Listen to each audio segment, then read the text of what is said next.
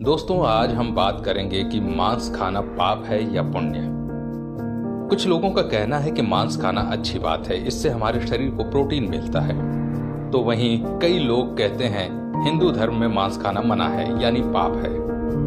दोस्तों, गरुड़ पुराण में श्री कृष्ण से जुड़ी एक कथा का विवरण मिलता है। इस कथा के अनुसार बचपन में एक दिन श्री कृष्ण यमुना किनारे एक वृक्ष के नीचे बैठकर बांसुरी बजा रहे थे और उसी वक्त एक हिरण दौड़ता हुआ वहां आया और उनके पास जाकर छिप गया।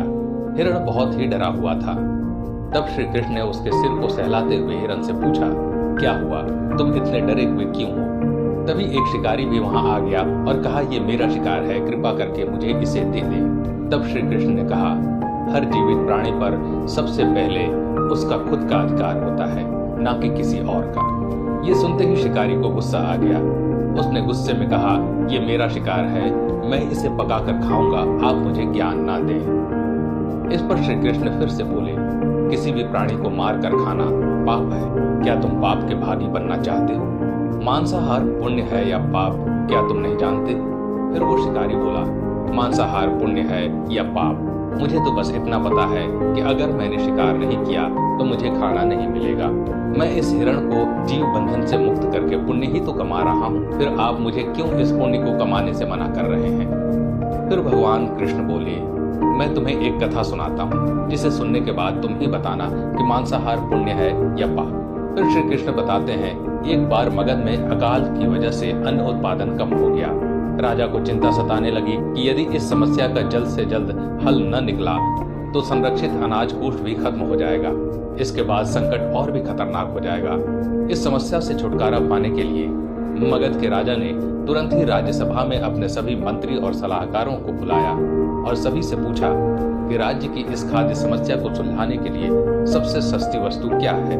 ये सुनकर सभी मंत्रीगण सोचने लगे। चावल, गेहूं, आलू इत्यादि पदार्थों को उगाने के लिए बहुत मेहनत करनी पड़ती है और उसमें वक्त भी बहुत लगता है। ऐसे में तो कुछ भी सस्ता नहीं हो सकता। तभी शिकार का शौक रखने वाले एक मंत्री ने महाराज से कहा, महाराज, मेरे हिसाब से सबसे सस्ता खाद्य पदार्थ मांस है। इसके लिए धन भी खर्च नहीं करना पड़ता और पौष्टिक आहार भी मिल जाता है। ये सुनकर सभी ने समर्थन कर दिया, लेकिन मगध के प्रधानमंत्री अभी भी चुप थे।